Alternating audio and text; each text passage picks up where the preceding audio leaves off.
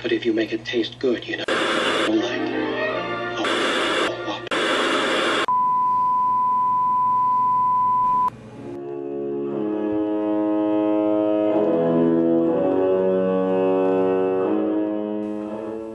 Peace be with you in the name of the Lord Jesus Christ.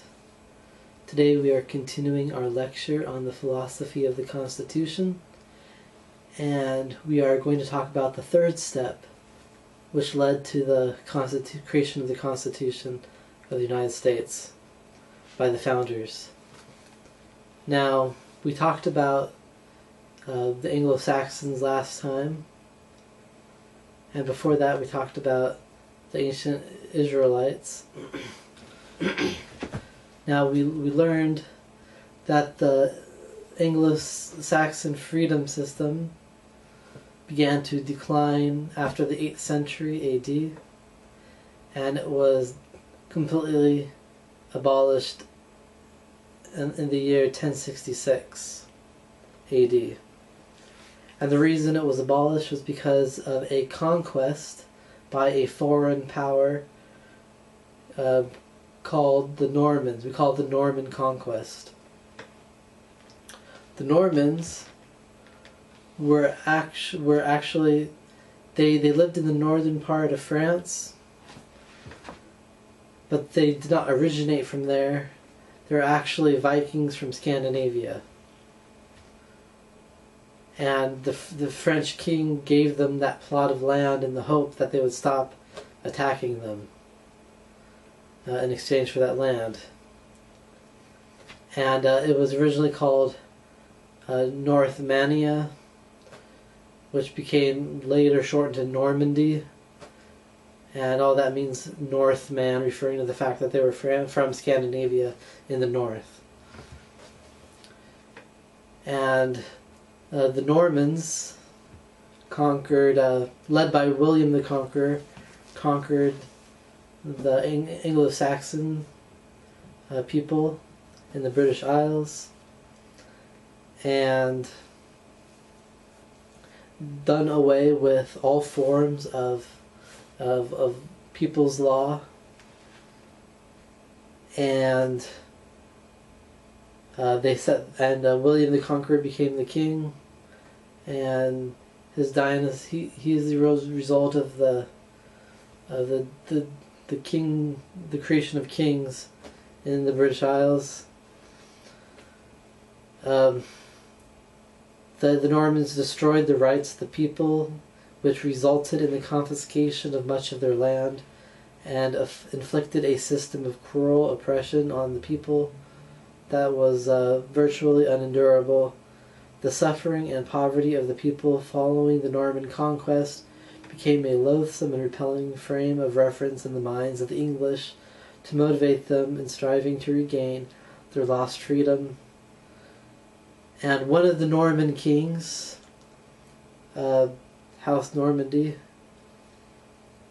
was named King John, and he was called one of the most cruel and ruthless of the Norman kings. And the local barons of the British Isles banded together and compelled the king to sign a famous document called the Magna Charter, which not only returned to the people many of the rights which the conquerors had stolen away, but also acknowledged that the king himself was subject to the law. The Magna Charta is dated June 15th, 1215 AD.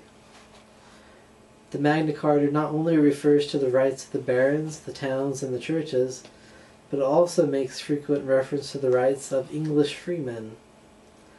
And the founders counted themselves freemen and invoked the Magna Charta as a covenant on the part of the king and his heirs that those rights would be respected. This initial victory in the partial recovery of their rights became the third step to the creation of the Constitution. So because the system was so bad under the King of England, and also called the Duke of Normandy, he held that title as well.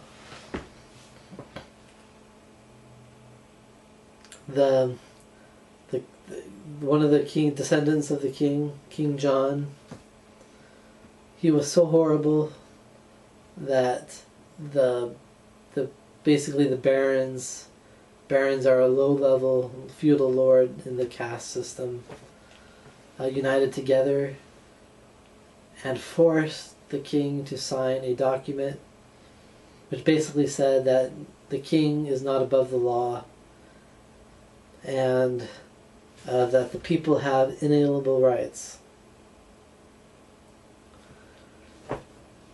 And so these ideas from Magna Carta were brought again with the colonists' complaint against the King of England, because the kings of England had become subject to the Magna Carta since 1215. And in it, the king, that it was the first document of that era to ever come out to say that a government can be restrained by a legal document. See, in the past, kings had all the power. They could do whatever they want. And as long as they could get the people to go along with it. Of course, bad kings typically led to civil war, which resulted in a new monarchy, which led to more oppression and this endless cycle of bloodshed. But under the Magna Carta, it allowed for the people to have a king, but it made it so that the king had to be subject to certain laws, meaning that the king was not above the law, and it also acknowledged that the people who were the free men of England had inalienable rights that were given to them by God. And all these things were brought back through the Declaration of Independence, where it says that that we all have unalienable rights given to us by God. And and finally the Constitution, which is not a law for the people, it is actually a law for the government, which was shown that the government had to be restrained by law.